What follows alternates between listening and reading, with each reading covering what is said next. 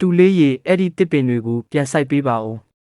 တောင်းပန်ပါတယ်ဦးလေးကျွန်တော်ကဥပဒေကိုလိုက်နာတဲ့လူပါတရားမဝင်မြေယာအသုံးပြုမှုကိုလက်မခံနိုင်ဘူးမင်းရဲ့ဝမ်းကွဲအကူကစပ်ပစ်ချန်30ဧကစိုက်ဖို့ဒေါ်လာ8သိန်းတောင်ချေးယူထားတာဒီတစ်ပင်တန်းကြောင့်နေအောင်ပိတ်ပြီးသူ့စီးပွားရေးထိခိုက်နေတဲ့ဆွေမျိုးတွေပဲမဟုတ်လားဒီနေ့တော့ရမ်းမဖြစ်ကြရအောင်ဦးလေးစကားနားထောင်ပြီးတစ်ပင်တွေကိုခုတ်လိုက်ပါအဲ့ဒီတစ်ပင်တွေကတာမန်တစ်ပင်တွေမဟုတ်ဘူးမျိုးဗီဇပြောင်းစုပင်မျိုးတွေနဲ့တောစုပင်တွေပါကျွန်တော်ကတောရိုင်းတိရစ္ဆာန်တွေကိုတားဆီးဖို့အနံ့အတားဖြစ်စိုက်ထားတာလာပြန်ပြီးပညာရှင်ကြီးလောက်ပြန်ပြီးအနံ့ဆိုးတဲ့တစ်ပင်နဲ့ကိုဒီလောက်အရေးကြီးတယ်လို့ပြောနေတယ်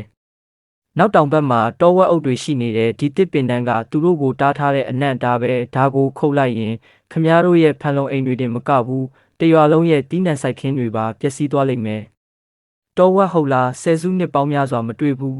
လူတွေကိုမချောက်ပါနဲ့ကင်မရာမှာအနီရောင်မှတ်နေပေါ်နေတာနဲ့ဘာဖြစ်လို့တောဝက်လို့ပြောနိုင်တာလဲမင်းကငါစပစ်တီးတွေရောင်းကောင်းနေတာကိုမနာလိုတာပဲရှောင်းအန်းဒီတစ်ပင်တန်းကိုမဖြစ်မနေခုတ်ရမယ်မခုတ်နိုင်ဘူးဖန်လုံအိမ်ရဲ့အလင်းရောင်စနစ်ကိုပြင်ကျင်ရင်ကျွန်တော်ကူညီပေးနိုင်တယ်ငါဘာအစီအစဉ်မှမလိုဘူးတစ်ပင်ကိုပဲခုတ်ချင်တာဝမ်းကွဲအကူချမ်းသာတော့မယ်ဆိုတာမင်းမခံနိုင်တာပဲဒီနေ့ဒီတစ်ပင်တွေမရှိရဘူးဦးလေးဒီတစ်ပင်တွေကိုမခုတ်နိုင်ဘူးရွာသားတို့ရေအားလုံးကြားကြပါဦးငါတူလင်ဖန်ကပတ်စံနေနေရလာတာနဲ့ဆွေမျိုးတွေကိုတောင်မျက်နှာလွှဲနေပြီးတစ်ပင်နေနေအတွက်သူ့ဝမ်းကွဲရဲ့စီးပွားရေးကိုဖျက်ဆီးခြင်းနေတယ်ငါရဲ့ Sunshine Ross စပစ်တီးချန်30ဧကကမကြခင်ဒေါ်လာ1 သန်းကျော်နဲ့ရောင်းရတော့မှသူကမနာလိုလို့အနံ့ဆိုးတဲ့တစ်ပင်တွေကိုတမင်စိုက်ထားတာရှောင်းအန်းကအဲ့ဒီလိုလူစားတော့မဟုတ်တော့ဘူးထင်တယ်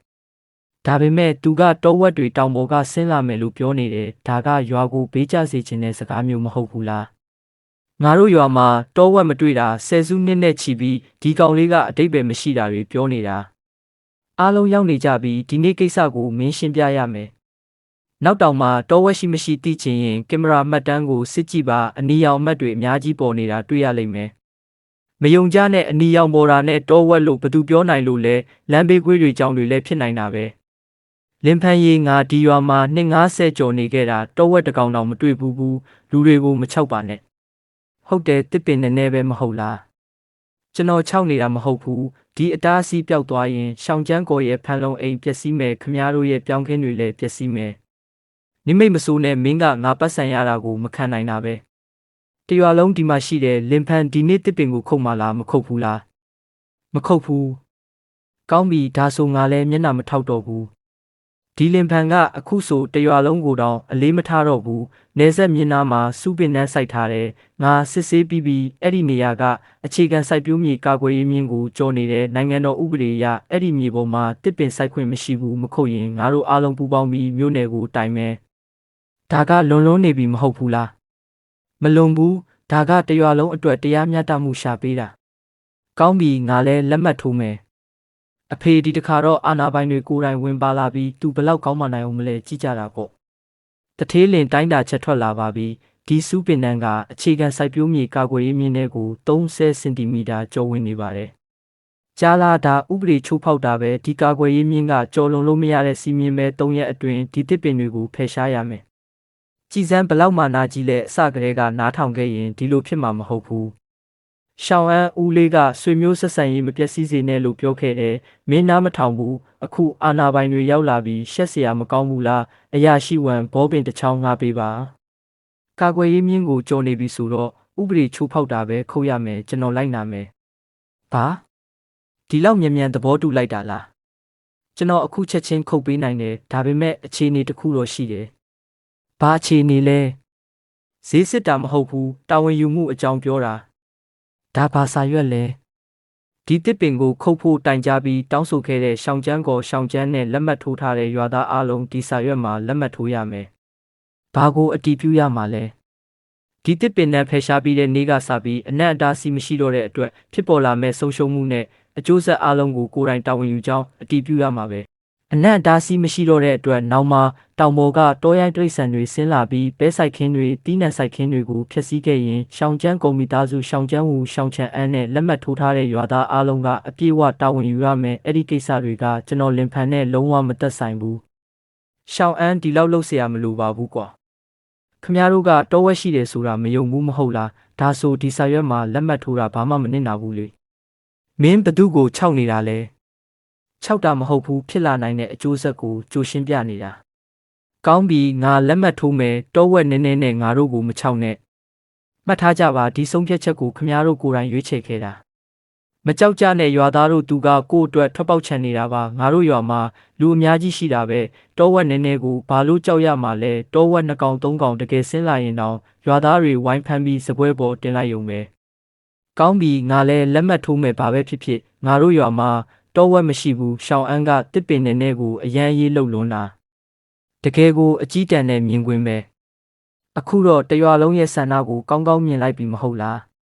ကျွန်တော်ကောင်းကောင်းမြင်လိုက်တယ်ပြီးတော့တေချာလဲမှတ်ထားမယ်လင်ဖန်ဒီညပဲမဖြစ်မနေခုတ်ရမှာလားသူတို့မစောင့်နိုင်တော့ဘူးဆိုရင်သူတို့ဆန္ဒအတိုင်းလုပ်ပေးလိုက်တာပေါ့မနှက်ဖြန်နေအောင်ထွက်တာနဲ့ငါးဆက်ပစ်ချန်30ဧကကပတ်စံတွေဖြစ်လာတော့မယ်လင်ဖန်လိုလူနဲ့သိပ္ပံပညာအကြောင်းပြောနေလို့အကျိုးမရှိဘူးအမိန့်စာထွက်လာတာနဲ့သူခုတ်ရမှာပဲလင်ဖန်အနက်အတားစီးပျောက်သွားပြီတကားဖွင့်လိုက်ပြီလင်ဖန်အနက်အတားစီးလုံးဝမရှိတော့ဘူး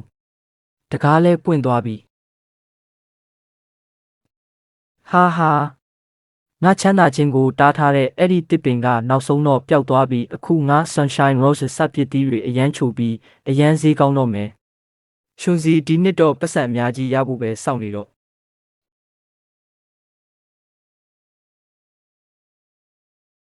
အဲ့ဒီကောင်အခုဘာတွေလုပ်နေတာလဲလင်ဖန်တန်မဏိနယံက3မီတာမြင့်တဲ့အုံမြစ်ကို1.2မီတာအနက်တူးထားတယ်မင်းတောင်းဆိုတဲ့အတိုင်းတိုက်ခိုက်မှုဒဏ်ခံနိုင်ရေးကိုလည်းအားဖြည့်ထားတယ်နောက်3ရက်အတွင်းအပြီးဆောက်နိုင်မယ်အဓိကစမ်းသပ် area မှာကွက်လက်လုံးဝမရှိစေရဘူးဟာအားလုံးလာကြည့်ကြပါဦးလင်ဖန်ကငါတို့ကြောင့်ယူသွားပြီထင်တယ်တိန်းရချီအကုန်ခံပြီးတန်မဏိလောင်အိမ်ကြီးဆောက်ပြီးကိုပိတ်ထားမလို့လားတန်တိုတန်စားတွေကိုမြေထဲမြုပ်ဖို့တိန်းရချီတုံးနေတာတက္ကသိုလ်ပွဲရဆိုပေမဲ့တွက်ချက်တာကလေသမားတောင်သူ့ထက်ပိုတော်သေးတယ်ပတ်စံဖြုံးနေတာတတ်ပဲလင်ဖန်အဲ့ဒီတန်မဏိလောင်အိမ်ကဘာကိုကာကွယ်ဖို့စောက်တာလဲတောရိုင်းတရိတ်ဆန်တွေကိုကာကွယ်ဖို့တကားကဖွင့်ပြီးသွားပြီးခမားတို့ရဲ့စပစ်တီးချန်နဲ့လေယာတီးနှံတွေကိုသာဂရုစိုက်ကြပါဟန်ဆောင်မနေနဲ့ငါစပစ်တီးတွေကိုဒေါ်လာ1 သန်းနဲ့ရောင်းပြီးရင်နေ့တိုင်းမင်းရဲ့တန်မဏိလောင်အိမ်ရှိမှာအသားကင်ပွဲလုပ်မယ်မင်းကိုသွားရည်ကြအောင်လုပ်ပြမယ်ဥရှုအနက်ဒါစီရဲ့တက်ရောက်မှုကပျောက်သွားပြီးစောင်းဥရာသီမှာတောင်ပေါ်မှာအစာရှားတယ်ဒါကြောင့်တောဝက်တွေကတစ်တိနက်နဲ့ပြောင်းခင်းနှံကိုလိုက်ပြီးတောင်အောက်ကိုတေချာပေါက်ဆင်းလာလိမ့်မယ်ရှောင်းအန်းမင်းတေချာရဲ့လားဒီသတင်းသာပြန့်သွားရင်ရွာထဲမှာအုပ်အော်တောင်းနှင်းဖြစ်သွားလိမ့်မယ်အခုအုပ်အော်တောင်းနှင်းဖြစ်တာကနောက်မှငိုရမယ့်အခြေအနေထက်ပိုကောင်းတယ်ကောင်းပြီဒီတခါတော့မင်းကိုယုံလိုက်မယ်ဒီညကစပြီးရွာသားအလုံးတကားတွေပြတင်းပေါက်တွေတေချာပိတ်ထားကြဖို့ပြောလိုက်မယ်လေထဲကရိတ်သိမ်းလို့ရတဲ့ပြောင်းတွေကိုလည်းနောက်2ရက်3ရက်အတွင်းအမြန်ဆုံးရိတ်သိမ်းကြဖို့ပြောလိုက်မယ်အာယုံစိုက်ကြပါရွာသားအလုံးနောက်တောင်ဘက်ကနေတောဝက်တွေဆင်းလာနိုင်ပါတယ်ညဘက်မှာတကားတွေပြတင်းပေါက်တွေတေချာပိတ်ထားကြပါလေထဲကပြောင်းတွေရိတ်သိမ်းလို့ရနေပြီဆိုရင်အမြန်ဆုံးရိတ်သိမ်းကြပါဒါဆိုငါပြောင်းခင်းကိုအရင်ရိတ်သိမ်းလိုက်မယ်လင်ဖန်ရဲ့တန်မဏိနယံကလည်းစောက်ပြီးသွားပြီးတကယ်ပဲတောဝက်တွေရှိနေရင်ဘယ်လိုလုပ်မလဲဒါပေမဲ့ဒီပြောင်းတွေကလုံးဝမချောက်သေးဘူးအခုရိတ်လိုက်ရင်အဆိုတက်များနေပြီးပတ်စံအများကြီးဆုံးရှုံးမယ်မရိတ်နဲ့မင်းတို့ဘာဖြစ်နေတာလဲလင်ဖန်ပြောတိုင်းလိုက်လုံနေကြတာလားဒါပေမဲ့ရွာလူကြီးကအတန်လွှင့်ထားတာလေအဲ့ဒါလင်ဖန်ကရွာလူကြီးကိုခြောက်ထားတာသူကိုယ်တိုင်တိန်းရချီအကုန်ခံပြီးတန်မဏိနယံစောက်ထားတာကတရွာလုံးကိုသူနဲ့အတူထိတ်လန့်စေခြင်းလိုပဲဘာတော့ဝက်လဲငါထင်တာတော့ငါစပစ်တီးရောင်းကောင်းတာကိုမနာလို့လုပ်နေတာအခုအလောတကြီးရိတ်သိမ်းလိုက်ရင်ဆုံးရှုံးမဲ့ပတ်စံကိုသူရော်ပေးမှာလားဟုတ်တယ်အခုရိတ်သိမ်းရင်တအေးကချင်းစီမှာဆုံးရှုံးမှုမနှဲဘူးအားလုံးငါစကားနားထောင်ကြငါတို့ရွာကဆယ်စုနှစ်များစွာအေးချမ်းချမ်းနေလာတာတောဝက်ကဘဲကနေရောက်လာမှလဲလင်ဖန်ရဲ့လက်ကွက်ထဲမဝင်ကြနဲ့ဒီညပြီးရင်ငါတတိမပေးခဲ့ဘူးလို့မပြောနဲ့ပညာရှိကြီးလုံးမနေနဲ့တောဝက်တကယ်ရှိရင်ငါကော်ပြနဲ့လိုက်မောင်းထုတ်လိုက်မယ်စပစ်တီးဖို့2 သန်းအကျွေးဆက်ပြီးရင်တော့အမျက်အများကြီးကြံအောင်မယ်လင်ဖန်ရီမနာလို့တေတော့မယ်ဟေ့ဘသူလဲငါစပစ်တီးကိုဘတခိုးနေတာလဲဘာလုပ်နေတာလဲတခြားဟာထင်နေတာဒါလေးပဲကိုငါခွေးထက်တောင်တေးသေးလေးကျန်းစီပါဖြစ်တာလဲတောဝက်ကလေး3 ကောင်လောက်ပါဓမီထိုးလိုက်တာနဲ့ကြောက်ပြီးပြေးသွားတယ်တွေ့လားငါပြောသားပဲတော်ရိုင်းတိရစ္ဆာန်တွေကလူကိုကြောက်တယ်လင်ဖန်ကစိုးရိမ်လွန်နေတာ မနှက်ဖြန်ကော်ပြားတွေထပ်ဝယ်ထားအောင်မယ်နောက်တစ်ခါပြန်လာရဲရင်ကောင်းကောင်းရိုက်ထုတ်လိုက်မယ်တောင်အောက်ကိုဆင်းလာဖို့တောင်မရဲတော့အောင်လုပ်ပြမယ်အခုတော့သူတို့ပြန်လာရဲမှာမဟုတ်တော့ဘူးကျန်းစီမင်းညကမင်းရဲ့ဖန်လုံအိမ်ထဲတစ်ခုခုဝင်သွားတယ်လို့ကြားတယ်ဟုတ်တယ်တောဝက်3កောင်ဝင်လာတာဒါပေမဲ့ငါပြောမယ်သူတို့ကငါခွေးထက်တောင်တေးသေးလေးတကယ်လားတောဝက်ကိုဘာကြောက်เสียရှိလို့လဲငါဓမီဖွင့်ပြီးអော်လိုက်တာနဲ့လှည့်ပြေးတာပဲတောင်ပေါ်ကတရိษံတွေကလူကိုအကြောက်ဆုံးပဲတွေ့လားလင်ပန်ကတန်မဏိနယ်ရန်စောက်ဖို့တင်းရချီတုံးလိုက်တာကြောက်လွန်းလို့ယူမတက်ဖြစ်နေတာအဲ့ဒီလောက်တေးသေးလေးဆိုရင်ဘာမှကြောက်เสียမရှိဘူးနောက်ဆိုရင်မင်းရဲ့ခြံထဲတောဝက်ဝင်လာရင်ငါ့ကိုသာခေါ်လိုက်ရှောင်ကျန်းရှိတယ်တကောင်လာရင်တကောင်မောင်းထုံမယ်အုပ်လိုက်လာရင်အုပ်လိုက်မောင်းထုံမယ်မင်းညကဖြစ်တာကတိုက်ခိုက်တာမဟုတ်ဘူးကင်းထောက်လာတာလာပြန်ပြီးလူတွေကိုခြောက်နေတာမဟုတ်ဘူးလားကျွန်တော်ခြောက်တာမဟုတ်ဘူးတောဝက်တွေကညံကောင်းတဲ့အုပ်စုလိုက်နေထိုင်တဲ့တရိษံတွေကင်းထောက်ကပြန်သွားပြီးရင်ဒီမှာအစာဘလောက်ပေါ်တယ်ကာကွယ်ရေးဘလို့ရှိတယ်ဆိုတဲ့အချက်လက်တွေကိုအုပ်စုစီပြန်ပို့လိုက်မယ်တော်ပါတော့အဲ့ဒီပုံမြင်တွေကိုဘာသာတင်ထားခမားရဲ့ဖန်လုံးအိမ်မှာပလတ်စတစ်တစ်ထပ်ပဲရှိတယ်တောဝက်အုပ်ကြီးတကယ်ရောက်လာရင်30စက္ကန့်တောင်ခံမှာမဟုတ်ဘူးထွက်သွားစမ်းငါကိုမနာလို့မဖြစ်နဲ့တကောင်လာရင်တကောင်မောင်းထုံမယ်အုပ်လိုက်လာရင်လည်းအုပ်လိုက်မောင်းထုံမယ်ကိုဖြက်စီးဖို့ဆုံးဖြတ်ထားတဲ့လူကိုဘယ်သူမှမကယ်နိုင်ဘူး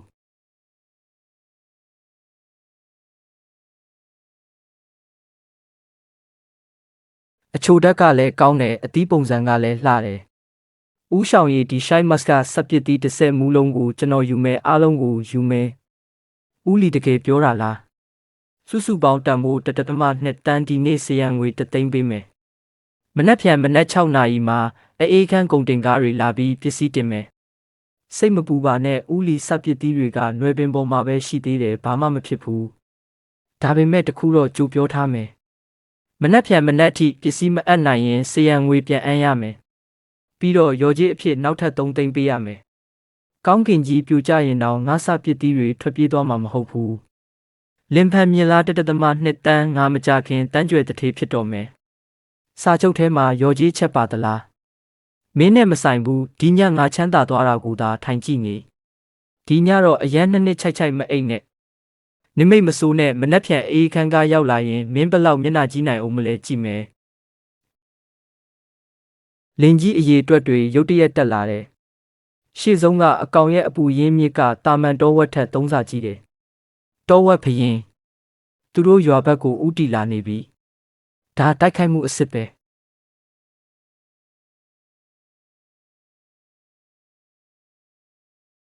သူတို့မဖောက်နိုင်သေးဘူးထင်တယ်မဖောက်နိုင်ရင်ပိုအားနည်းတဲ့နေရာကိုသွားရှာလိုက်မယ်1.2တန်းငါတို့ချမ်းသာတော့မယ်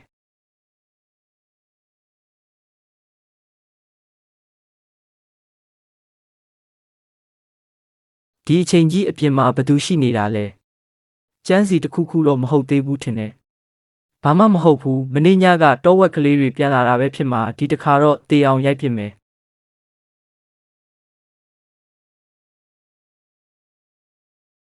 အဖေဒါမဟုတ်သေးဘူးကျန်းစီပြီးတော့ဒါဒေါ်လာ1.2တန်းတန်နဲ့စပစ်သီးတွေကမကောင်းတဲ့ကောင်တွေငါပတ်စံကိုစားရဲတယ်ပေါ့ကျန်းစီသူရဲကောင်းသွားမလုံးနဲ့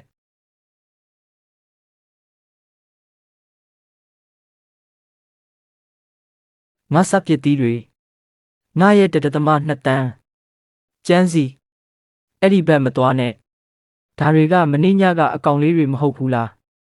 အကောင်လေးတွေဟုတ်တယ်ဒါပေမဲ့အခုတော့ငါအသက်မွေးဝမ်းကြောင်းကိုစားနေကြပြီးငါသူတို့နဲ့ရင်ဆိုင်မယ်မကောင်းတဲ့ကောင်တွေငါပတ်စံကိုစားရဲတယ်ပေါ့တေအောင်ရိုက်ပြစ်မယ်အမလေးကျန်းစီငါကိုစောက်ဦးမင်းအဖေကိုချမ်းမထားခဲ့နဲ့အဖေမြန်ပြေးသူတို့လိုက်လာနေပြီနောက်ကပ်နေပြီ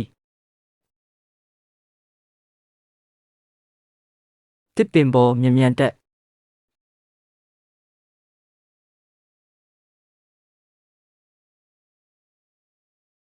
ကျန်းစီငါခြေထောက်တွေမတန်တော့ဘူးမကင်ထားနိုင်တော့ဘူးမရတော့လဲကင်ထားရမယ်ပြုတ်ကြရင်2ယောက်လုံးတည်သွားမယ် အစကတည်းက Shine Mask ကစပစ်တီးစိုက်ဖို့မင်းစကားနားမထောင်သင့်ဘူးလင်ဖန်ကိုတစ်ပင်ခုတ်ခိုင်းတာလည်းမလုပ်သင့်ဘူးအခုမှငါ့ကိုအပြစ်တင်နေတာလားလင်ဖန်ကလူတွေကိုခြောက်နေတာပဲဆိုပြီးမင်းပဲပြောခဲ့တာလေမစားကြနဲ့အဲ့ဒါပရီမီယံစပစ်တီးတွေအစုတစုကိုဒေါ်လာ10ခန်းနဲ့ရောင်းရတာကွာဒီလောက်များမယ်လို့ငါဘလို့သိမှာလဲငါစာချုပ်မနက်ဖြန်မနက်6နာရီမှာအေးခန်းကားတွေလာတော့မယ်ပစ္စည်းမအပ်နိုင်ရင်ရော်ကြီး3သိန်းပေးရမယ်ပြီးတော့ကုန်ဖိုး8သိန်းငါစပစ်တီးတွေငါပတ်စံတွေသွားပါပြီငါတို့တော့မွဲပါပြီမင်းတို့အသက်ရှင်နေသေးလားရွာလူကြီးကဲပါဦးကျွန်တော်ခြေထောက်တွေထုံကုန်ပြီးမြန်ဆင်းချပေးပါချမ်းလို့တည်တော့မယ်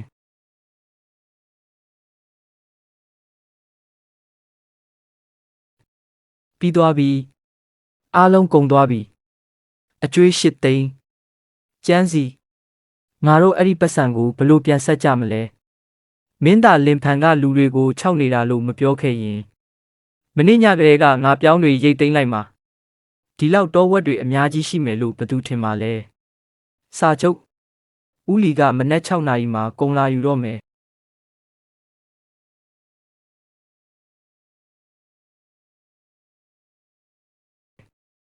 ရှောင်းကျန်းငါစပစ်တီးတွေဘယ်မှာလဲဦးလီမနေ့ညကဘေးအန္တရာယ်ဖြစ်သွားတယ်တောဝက်တွေတောင်ပေါ်ကဆင်းလာပြီးအကုန်စားသွားတယ်တောဝက်ပဲဖြစ်ဖြစ်ဝက်ပဲဖြစ်ဖြစ်ငါဂရုမစိုက်ဘူးစာချုပ်ချုပ်ထားပြီးပြီကုန်ပစ္စည်းဘယ်မှာလဲကျွန်တော်ကိုရက်နေလောက်အချိန်ပေးပါကုန်ပြန်ရှာပြီးပြန်ဖြည့်ပေးမယ်တေချာပေါက်တာဝန်ယူပေးမယ်ပြန်ဖြည့်မယ်ဟုတ်လားမြို့တဲကအယောင်းကောင်တာဒီနေ့ဖွင့်မှာကြော်ညာတွေထွက်ပြီးသွားပြီအေးခန်းကငါးစီးထွက်လာတာစီဖိုးနဲ့လုံသားကတင်တောင်းချီကုန်တယ်ဘာနဲ့ပြန်ဖြည့်ခိုင်းနေတာလဲဦးလီကျွန်တော်တို့တမင်လောက်တာမှမဟုတ်တာတောဝက်တွေတောင်ပေါ်ကဆင်းလာတာကိုဘယ်သူတားနိုင်မှာလဲမတားနိုင်တာကမင်းပြဿနာငါကစာချုပ်အတိုင်းပဲကြည့်တယ်မနက်6နာရီမတိုင်ခင်ကုန်ပစ္စည်းအပ်ရမယ်မအပ်နိုင်ရင်စရန်ငွေ3သိန်းပြန်ပေးပြီးတော့ရော်ကြီး3သိန်းပေးစုစုပေါင်း4သိန်းဦးလီအဲ့ဒီလောက်ပတ်စံကျွန်တော်တကယ်မရှာနိုင်ဘူး3ရက်အတွင်းမပေးနိုင်ရင်တရားရုံးမှာတွေ့ကြတာပေါ့ကျန်းစီထားတော့အကျွေး8သိန်းရော်ကြီး4သိန်းဒီပတ်စံတွေကိုငါဘလို့ပြန်ဆက်ရမှာလဲဘာလို့လင်ဖန်ကဘာမှမဖြစ်ပဲလွတ်သွားတာလဲဘာလို့ငါပဲဒုက္ခရောက်ရတာလဲငါပြောင်းခင်း2ဧကလုံးပျက်စီးသွားပြီအစောကြီးမရိတ်သိမ်းဖို့ပြောခဲ့တာမင်းပဲလေရှောင်းအန်းကကျွန်တော်တို့ကိုရှင်းရှင်းလင်းလင်းသတိပေးပြီးသားပါဒါပေမဲ့မင်းတို့ကသူ့ကိုအကြောက်လွန်တယ်လို့ပြောခဲ့ကြတယ်ကျွန်တော်ကတော့လူတိုင်းအတွက်အကောင်းဆုံးဖြစ်မယ်လို့ပဲကြိုးစားခဲ့တာပါတောင်တန်းတွေထဲမှာဒီလောက်တောဝက်တွေများမယ်လို့ဘယ်သူသိမလဲကျွန်တော်တော့အဆုံးသတ်သွားပြီကျွန်တော်ပြီးသွားပြီသူတို့ကဒီလိုပဲလွယ်လွယ်နဲ့မလွတ်တင်ဘူးဒီဖြစ်ရအတွက်အဓိကတာဝန်ရှိတာကလင်းဖန်ပဲဘလို့လုပ်ပြီးဒါကိုရှောင်အပ်အပြစ်ဖြစ်သွားတာလဲသူကတောဝက်တွေရှိတယ်ဆိုတာသိပြီးသားပဲဘာလို့မတားခဲ့တာလဲသူကကိုယ်တိုင်တန်တိုင်းကြီးစောက်ထားတယ်အဲ့ဒီတောဝက်တွေကိုတော့ကျွန်တော်တို့လယ်ကွင်းထဲပဲပိတ်မိစေလိုက်တာပဲဒါကရည်ရွယ်ချက်ရှိထိခိုက်စေတာမဟုတ်ဘူးလားအဲ့ဒီတိုင်းကသူ့ကိုယ်သူပဲပိတ်ထားတာပါဟုတ်တယ်ဒါလင်းဖန်အပြစ်ပဲသူကအရန်ချမ်းသာတယ်ငါတို့ရဲ့ greenhouse အတွက်သူပေးရမယ်ငါတန်ကြီးလဲပေးရွာသူရွာသားများခမများသူကငါတို့ရဲ့ပြောင်းဆိုင်ခင်အတွက်ပါရော်ကြီးပေးရမယ်သူ့မှာအကြီးကြီးလဲရရှိတယ်သူပေးနိုင်တယ်တွားပြီးလင်းဖန်စီကရှင်းလင်းချက်တောင်းမယ်သူမပေးရင်သူ့တကားကိုပိတ်ထားမယ်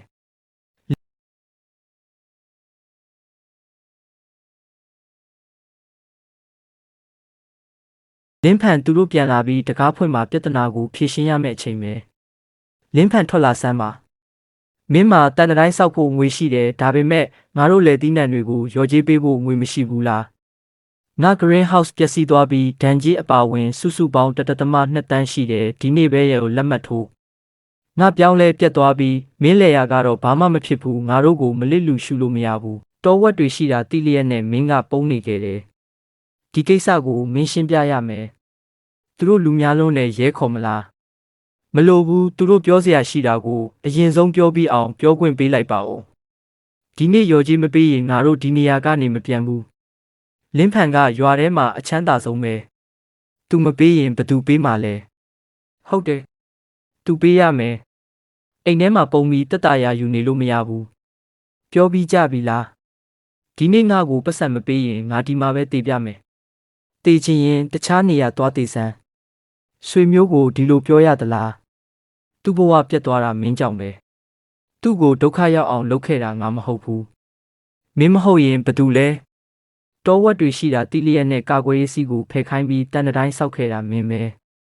အောက်မှာကျနေတဲ့စာရွက်ကိုကောက်ပြီးအတန်ကျကျဖတ်ဆန်း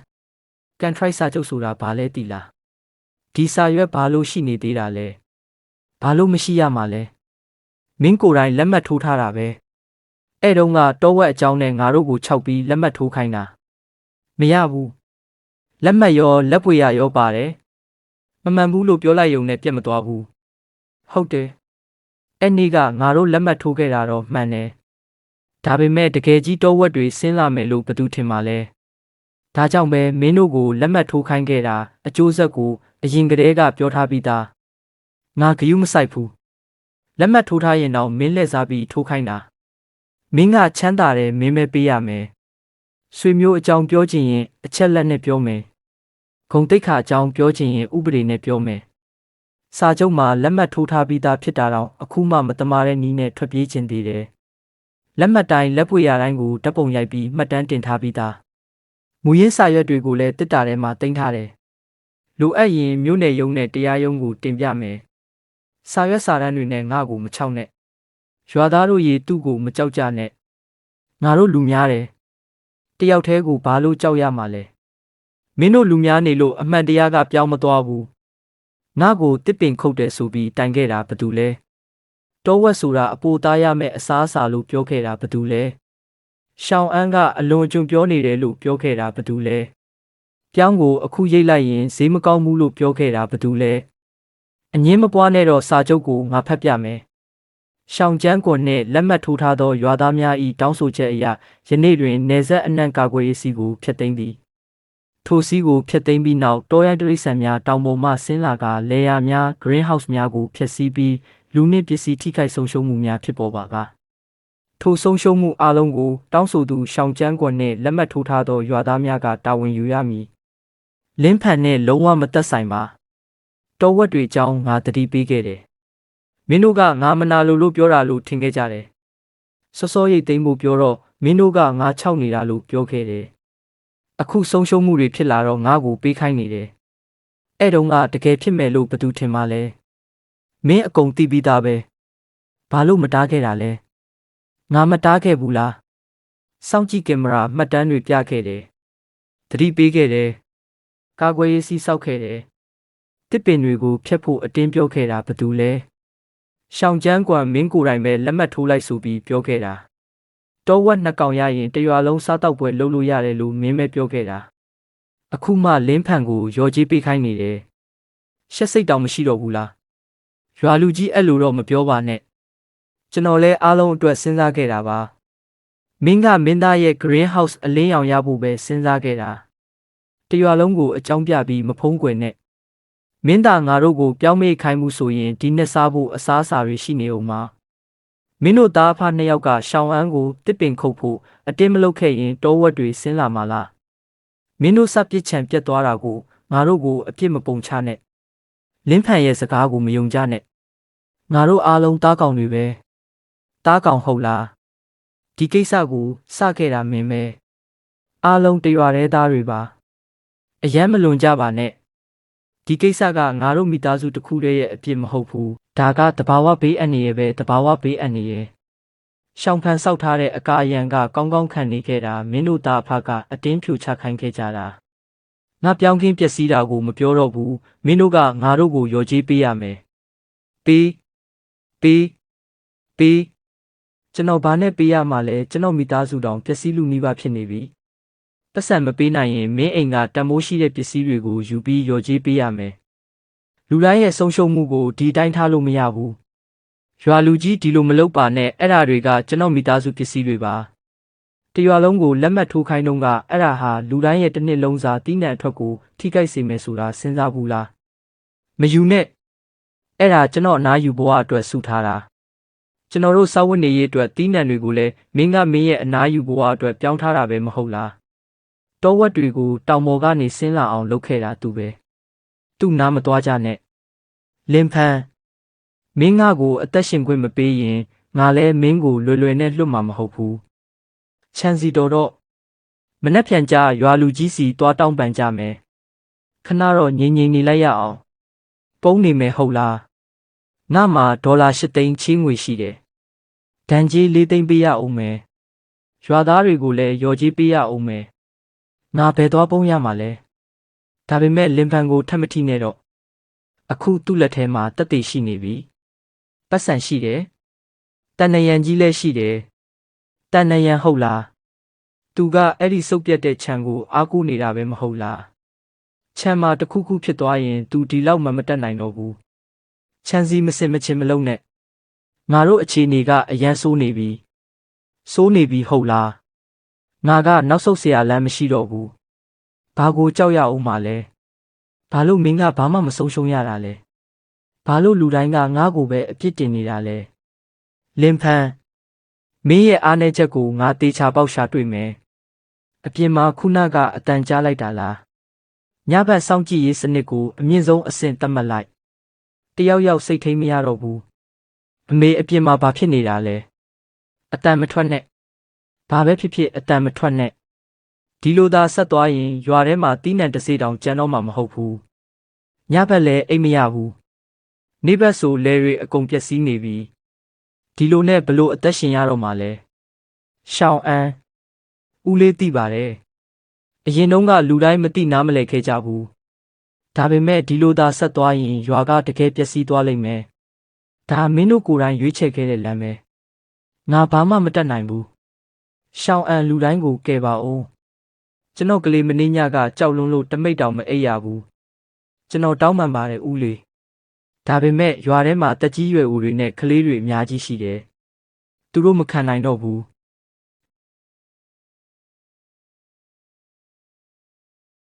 လင်ဖန်သူတို့အပြင်မှာ3 နာရီကျော်စောင့်နေကြတယ်ကျွန်တော်သတိပေးခဲ့တာအကြိမ်ကြိမ်ပဲဒါပေမဲ့ရွာထဲမှာတက်ကြီးရွယ်ဦးတွေနဲ့ကလေးတွေအများကြီးရှိနေသေးတယ်ရှောင်းအန်ကောင်းလုပ်ပါငါတို့မင်းကိုယုံကြည်တယ်ကြောက်ရှံနဲ့ရှောင်းကျန်းကောကိုတော့ငါလစ်လူရှုနိုင်တယ်ဒါပေမဲ့တစ်ချိန်လုံးကငါ့ကိုကူညီခဲ့ပူးတဲ့သူတွေကိုတော့လစ်လူရှုလို့မရဘူးတကားဖွင့်လိုက်ဒါပေမဲ့ဒီတစ်ခေါက်တော့စီကန်းကိုငါတတ်မှတ်မယ်ရှောင်းအန်း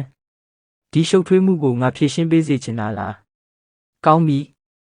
မင်းညကငါပြောခဲ့တယ်ငါတာဝန်ယူရရင်ငါစီကန်းအတိုင်းဖြစ်ရမယ်လို့ပထမဒီနေ့ကစပြီးခြံနဲ့နောက်တောင်ကြားနေဆက်ကာကွယ်ရေးစနစ်အားလုံးကိုငါတဦးတည်းစီမံမယ်ဘသူမှဝင်မစွတ်ဖက်ရဘူးဘသူကပဲပြင်ဆင်တာဖြုတ်ပစ်တာလှုပ်ရဲကာကွယ်ရေးစုံတွေကနေဓာတ်ရိုက်ထုတ်ပေးမယ်ဒုတိယ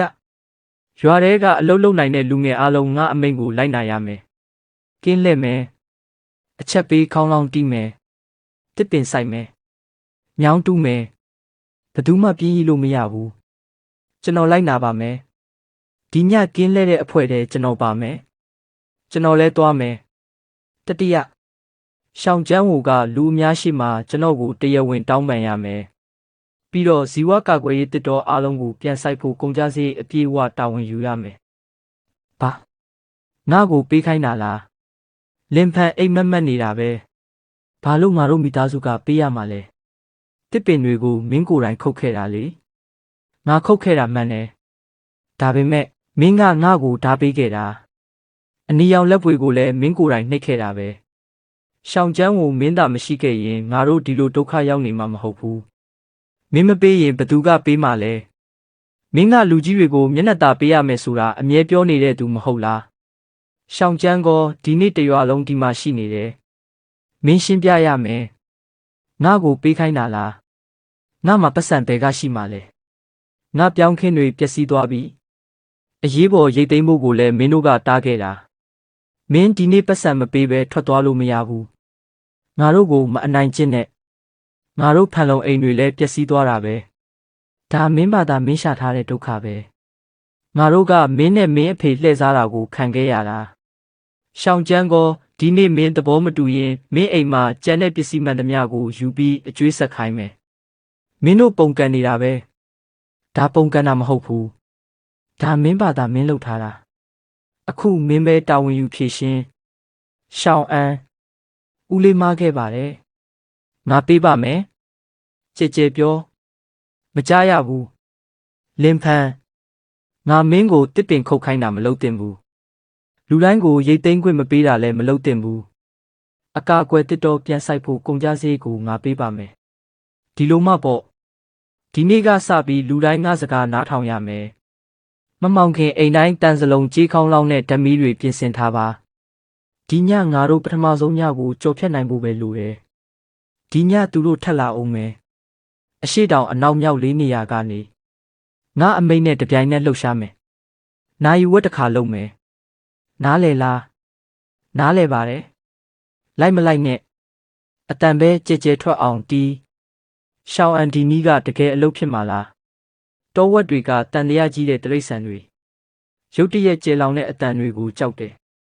ဒီညတော့သူတို့ကိုတောင်ပေါ်ပြန်တက်သွားအောင်မောင်းထုတ်မယ်ပြိုးပင်တွေရောက်လာတဲ့အထိစောင့်လိုက်အကိုလင်တောဝက်အုပ်ကတောင်တဝက်လောက်ပြန်တက်သွားပြီအဖွဲအားလုံးအသင့်ပြင်3 2 1တီးတော့သူတို့ဆုတ်သွားနေပြီတကယ်ဆုတ်သွားနေပြီမရက်နဲ့ဆက်တီးနောက်ထပ်3ချိန်သူတို့ကိုဆက်ဖိအားပေးထားအကိုလင်းပြိုးပင်တွေရောက်လာပြီပထမအလွာမှာပြားတုပ်စုပင်စိုက်မယ်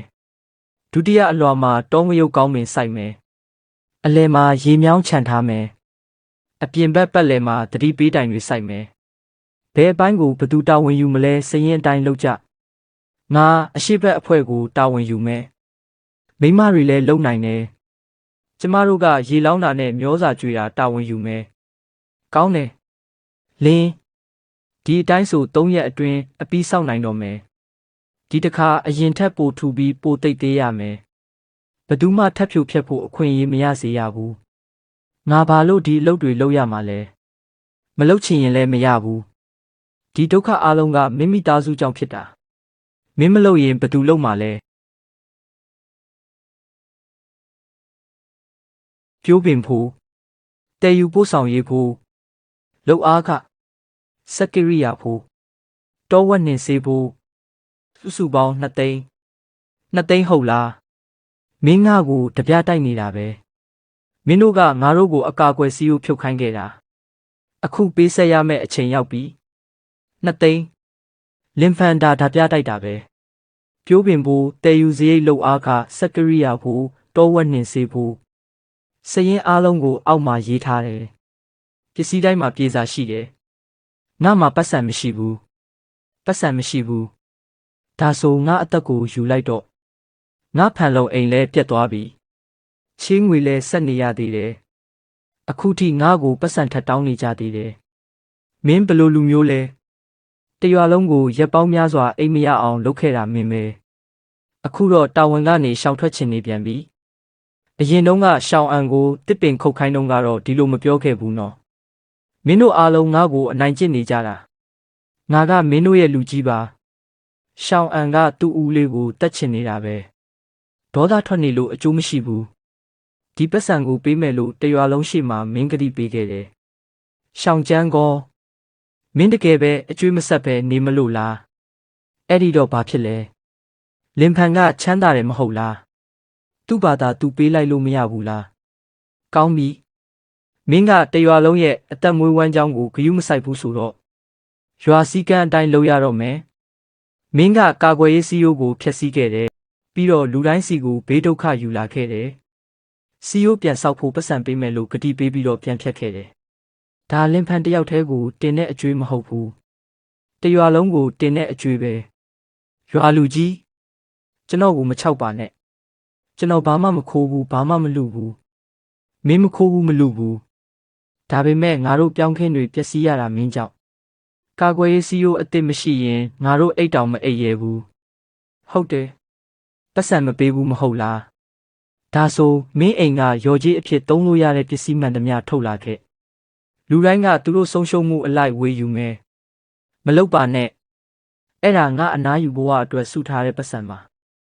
မင်းငါကိုတစ်ပင်ခုတ်ခိုင်းတော့ကဒီနေ့ရောက်လာမယ်ဆိုတာသိထားတင်တယ်အဖေတော်ပါတော့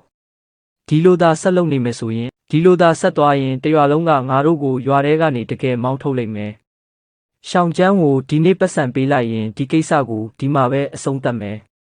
မင်းသာဆက်ညင်းနေမယ်ဆိုရင်တရွာလုံးကမင်းရဲ့လေယာမြေစာချုပ်နဲ့အိမ်ဆောက်ခွင့်လျှောက်ထားမှုတွေကိုပယ်ဖျက်ပစ်မယ်အဲ့ဒီနောက်တော့ဘယ်သူမှမင်းကိုကာကွယ်ပေးနိုင်မှာမဟုတ်ဘူးရွာလူကြီးကျွန်တော်ကိုတေးရသွားခိုင်းနေတာလားမင်းကရှောင်းအန်ကိုကာကွယ်ရေးစီးရိုးဖျက်ခိုင်းတော့ကတရွာလုံးကိုတေးရသွားခိုင်းနေတယ်ဆိုတာတွေးမိကြလားကောင်းပြီငါထုတ်ပေးမယ်ကောင်းတယ်အကာအကွယ်တစ်တော်စရိတ်ကိစ္စပြီးသွားပြီနောက်ပိုင်းထိန်းသိမ်းရေးစရိတ်ကိုတော့တရွာလုံးအညီမျှခွဲဝေကြခံမယ်ငါတစ်သက်လုံးစုထားတဲ့ပတ်စံတွေအကုန်သွားပြီအဖေငါတို့မှဘာမှမကြံတော့ဘူးဒါပေမဲ့လင်ဖန်ကတော့ဘာမှမဆုံးရှုံးဘူးချမ်းစီရံမဖြစ်နဲ့တော့ငါတို့အားလုံးဆုံးရှုံးပြီးသွားပြီဆုံးရှုံးသွားပြီဟုတ်လားငါတို့ကိုဒီအခြေအနေရောက်အောင်လုပ်တာလင်ဖန်ပဲဒါပေမဲ့ငါတို့ကသူ့ကိုတစ်ပင်ခုတ်ခိုင်းခဲ့တာပြီးတော့တရွာလုံးကငါတို့ကိုပတ်စံပြန်ပေးခိုင်းတာပါဇက်ပိတ်ထားလင်ဖန်သားမရှိရင်ဘယ်သူမှငါတို့ကိုဒီလိုမဆက်ဆံရဲဘူးချမ်းစီအဲ့ဒါဘဲကရလာတာလဲမင်းပါလို့ဖို့စဉ်းစားနေတာလဲတညာရဲနဲ့အရာအလုံးဆုံးရှုံးရတာဘလို့ခံစားရလဲဆိုတာသူ့ကိုသိစေချင်တယ်မလုံနဲ့ဒါဥပဒေချိုးဖောက်တာအခုငါကထောင်ကျမှာကိုကြောက်နေဦးမှာလားလင်ဖန်မနှက်ဖြန်မနှက်ကြရင်မင်းတူးထောက်ပြီးငိုနေတာကိုငါမြင်ချင်တယ်လင်းအပူအရင်မြစ်အချက်ပြမှုထပ်ပေါ်လာပြန်ပြီသူ့ကိုမတတိပေးနဲ့ကင်မရာအားလုံးဖွင့်လိုက်အကုန်ဖွင့်လိုက်လင်းသူ့အပြင်ဘက်စီယိုနာရောက်နေပြီဆက်ရိုက်ထားသူ့ကိုမတတိပေးနဲ့ချမ်းစီရက်လိုက်အခုနောက်ပြန်လှဲလို့ရသေးတယ်နောက်ကိုပြန်ကြည့်စမ်းငါတို့မိသားစုဒေဝါလီခံသွားပြီပြီးတော့ငါမှအကျွေးတန်းကျော်တင်နေသေးတယ်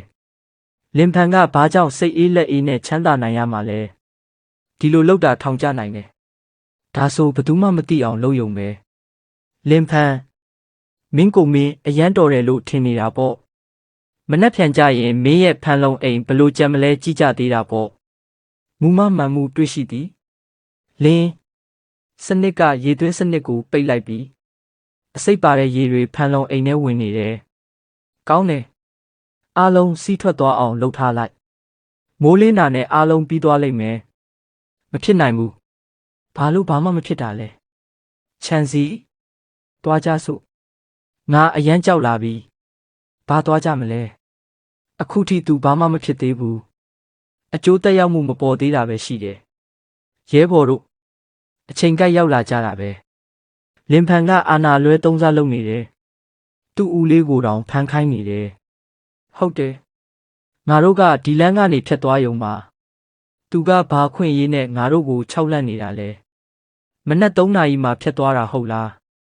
စူးကြိုးကိုဖြတ်ပြီးဖြတ်သွားတာပေါ့မနက်3 နာရီမှစူးကြိုးဖြတ်တာကိုဖြတ်သွားရုံလို့ခေါ်တာလားအတိတ်ပဲမရှိတာတွေမပြောနဲ့လင်ဖန်မင်းမှာတက်တည်ရှိလို့လားမဟုတ်မမှန်ဆွဆွဲနေတာမလုပ်နဲ့မင်းကငါတို့ကိုလက်စားချေချင်နေတာပဲတက်တည်တော့ရှိတာပေါ့ဦးရှုကဒီနေ့ရွာသားအလုံးကိုရွာကော်မတီရုံးမှာစုခိုင်းထားတယ်ကျေးဇူးကမ်းတဲ့လူဆိုတာဘယ်လိုမျိုးလဲဆိုတာလူတိုင်းမြင်ရအောင်လုပ်ကြမယ်လင်ဖန်ပြောတာကမင်းညကမင်းချန်ထဲဝင်ခဲ့တယ်ဒါသာအမှန်ဆိုရင်မင်းကမတိနားမလဲယုံတယ်မဟုတ်ဘူးစိတ်သက်ပါပျက်စီးနေပြီရွာလူကြီးရှိနေတယ်မင်းတစ်ဖက်တည်းပြောတာကိုပဲနားထောင်လို့မရဘူးမင်းချန်ထဲမှာကင်မရာတွေအများကြီးရှိတာပဲဒီဗီဒီယိုကိုမင်းကပြင်ဆင်ပြီးငါ့ကိုအကွက်ဆင်ထားတာဖြစ်ချင်ဖြစ်မှာပေါ့စိတ်မပူနဲ့မူရင်းစောင့်ကြည့်ရေးအချိန်မှတ်တမ်းတွေအပူပုံရိပ်မှတ်တမ်းတွေရေအရေးသွေးအချက်ပေးမှတ်တမ်းတွေအားလုံးကိုတပြိုင်နက်သိမ်းဆည်းထားပြီးအရန်ကူးထားတယ်သက်ဆိုင်ရာတပ်တွေတွေကိုထုတ်ယူပြီးပြီဖျားရည်သူတကယ်ပဲရေထဲအစိတ်ခက်ရဲတာလားသူလင်ဖန်ရဲ့ခြံကိုဖျက်ဆီးဖို့ကြိုးစားနေတာပဲအစိတ်ရည်တွေစီးထွက်သွားရင်တရွာလုံးဒုက္ခရောက်မယ်ငါမလုပ်ဘူးလောက်တာခြံစီပဲငါကသွားကြည့်ရုံပဲတကယ်ဘာမှမလုပ်ခဲ့ဘူးလိုက်သွားကြည့်ရုံပဲ အဖေသားကိုရောင်းစားလိုက်တာလားတယောက်ကအဓိကကြံစီသူတယောက်ကတီးလျက်နဲ့မတားခဲ့သူမင်းတို့သားအဖနှစ်ယောက်လုံးလက်ဆေးပြီးလွတ်မသွားနိုင်ဘူးအစိတ်ရေကရေစနစ်ထဲဝင်တဲ့အချိန်မှာပဲစနစ်ကရေပိုက်ပေါက်ကိုအလိုလျောက်ပိတ်လိုက်တယ်ဒါကြောင့်ဖန်လုံအိမ်ထဲကတီးနှံတွေမပျက်စီးခဲ့ဘူးဒါပေမဲ့ကျူးလွန်မှုတစ်ခုလုံးကိုအပြည့်အဝမှတ်တမ်းတင်ထားတယ်ရှောင်းကျန်းထုတ်လုပ်ရေးနဲ့စီးပွားရေးလုပ်ငန်းကိုဖျက်ဆီးရန်ကြိုးပမ်းမှုတန်တရားဖြင့်ကျွန်တော်တို့နဲ့လိုက်ခဲ့ပါရှောင်းကျန်းကိုမင်းလဲစစ်ဆေးမေးမြန်းဖို့လိုက်ခဲ့ရမယ်လင်ဖန်မင်းစကလေးကအားလုံးသိနေခဲ့တာပဲငါအကွက်ထဲဝင်လာအောင်မင်းတမင်စောင့်နေတာငါမင်းကိုအခွင့်အရေးအကြိမ်ကြိမ်ပေးခဲ့တယ်ဒါပေမဲ့ဒီလမ်းဆုံးကိုမင်းကိုယ်တိုင်ရွေးခဲ့တာစူးကြိုးကိုမင်းဖြတ်ခဲ့တယ်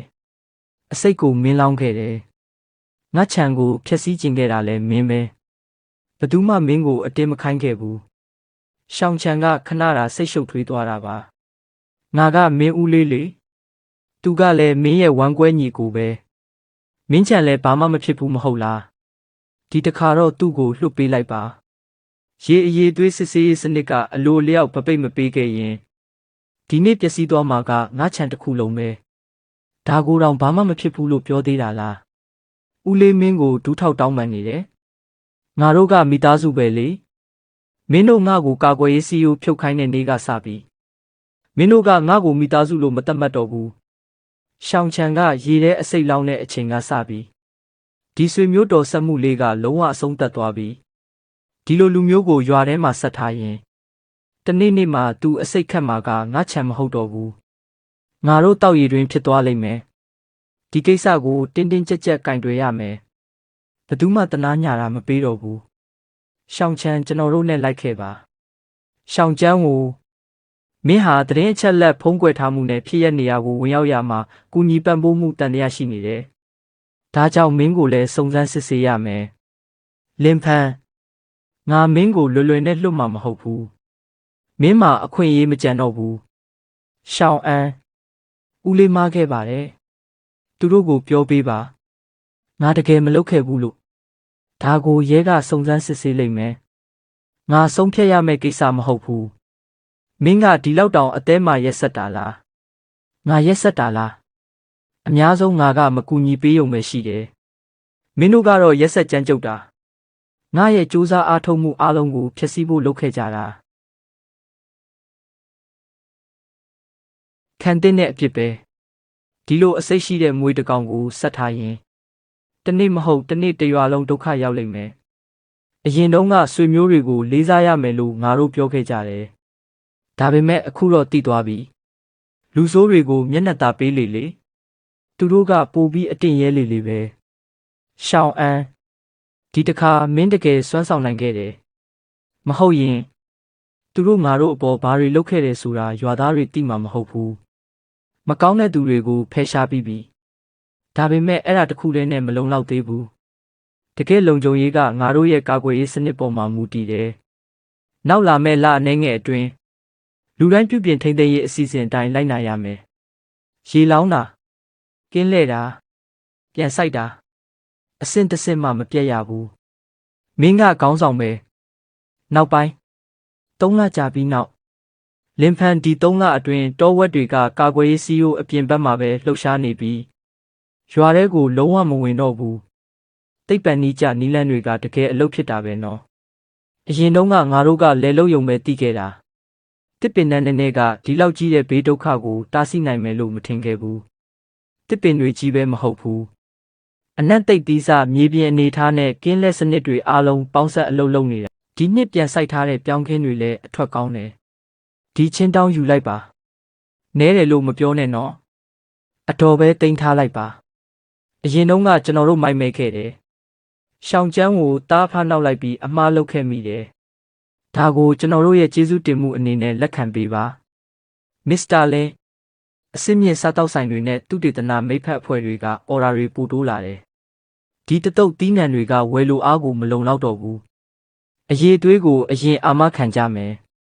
အမျက်အဆုံးကနောက်မှလာလဲရတယ်ငါတို့ရဲ့အခြေခံမူတွေကိုတော့မပြောက်စေရဘူး